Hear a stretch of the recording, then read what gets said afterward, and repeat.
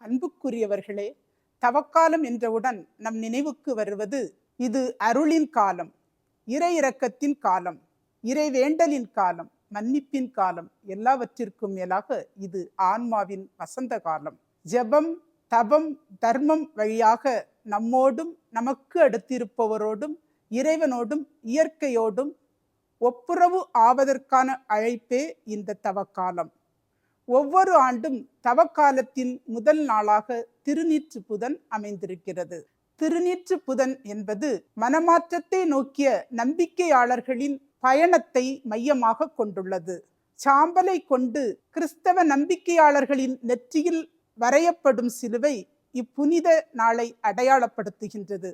கடன் திருநாளாக இல்லாத போதும் திருநீற்று புதன்தான் அதிக அளவிலான இறைமக்கள் பங்கேற்கும் ஞாயிறு அல்லாத திருப்பலியாக கணிக்கப்படுகிறது.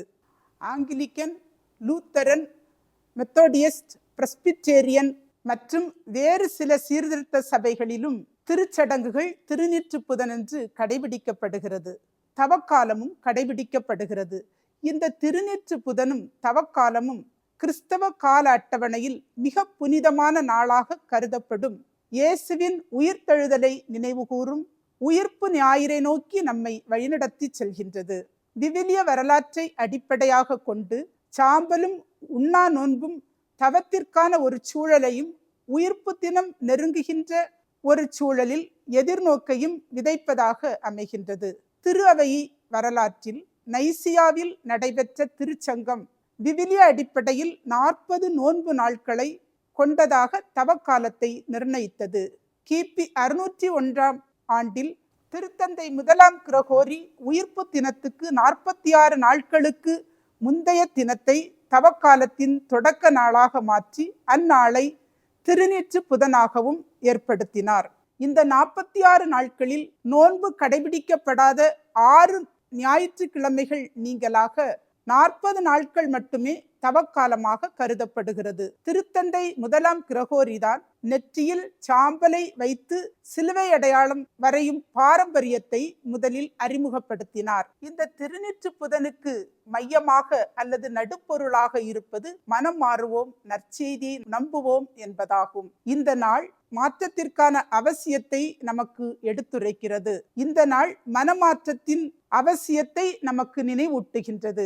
மனமாறி நற்செய்தியை நம்புங்கள் என்ற வார்த்தைகள் நம்பிக்கையாளர்களுக்கு அவர்களின் பாவ நிலையையும் நிலையாமையும் எடுத்து கூறி நிலையாமையையும் நினைவூட்டி மனமாற்றம் உடனடியாக நிகழ வேண்டியதன் அவசியத்தையும் வெளிப்படுத்துகின்றது. மனமாறுங்கள் என்பது ஆற்றல் மிக்க ஒரு அழைப்பு. முதலில் திருமுழுக்கு யோவான் யூதேயா பாலை நிலத்தில் தோன்றிய போது அவரது அழைப்பு செய்தியாக இது இருந்தது. இயேசு தனது பணிவாழ்வை தொடங்கிய போது காலம் நிறைவேறிவிட்டது, இறையாட்சி நெருங்கி வந்துவிட்டது, மனமாறி நற்செய்தியை நம்புங்கள் என்று பறைசாற்றினார். மனமாறுதல் என்றால் கடவுளிடம் திரும்புதல். நாம் வாழ்கின்ற இந்த உலகை உருமாற்றுதல், இறைவனின் இல்லமாக உருமாற்றுதல், உலக உருமாற்றத்திற்காக உழைத்தல் என்று புரிந்து கொள்ள முடியும். இறைவேண்டல், மனம் திரும்புதல், அறச்செயல்கள் செய்தல் தவக்காலத்தின் நோக்கமும் குறிக்கோளும் ஆகும். உடனிருந்து பராமரிக்கின்ற இறைவனுக்கு நன்றி கூறுவதும், வளமை செழுமை நிறைந்த இயற்கை உலகம் கடவுளின் உன்னத அன்பின் வெளிப்பாடு என்ற புரிதலும், ஆடம்பரம் விளம்பரமற்ற பகிர்வே உயர்ந்த நோன்பு என்ற உணர்தலும் மனமாற்றத்தின் அடையாளங்களாகும். வெளிவேடமில்லாத நோன்பும் நம்பிக்கையூட்டும் புது புது இறைவேண்டலும் அறநெறி வாழ்வுக்கான கோட்பாடுகளும் மனமாற்றத்திற்கான நற்செய்தியாக முடியும். இதய நெருக்கத்துடன் இறைவனிடம் உரையாடுவதே நமது இறைவேண்டலாக இருக்கட்டும். பறந்து விரிந்த அழகு பரப்பும் பிரபஞ்சத்திற்கும் அன்புடை நெஞ்சங்களுக்கும் யூபிலி 2025. படைப்புகளும் மனிதர்களும் மறுபிறப்பிற்கு மனம் திறக்கும் காலம் யூபிலி. கடவுளின் கனவை மனிதர் நனவாக்கும் காலமே யூபிலி. மனமாற்றமே யூபிலியின் அடிப்படை சித்தாந்தம். மாற்றத்தையும் மனமாற்றத்தையும் நம்மில் கொணர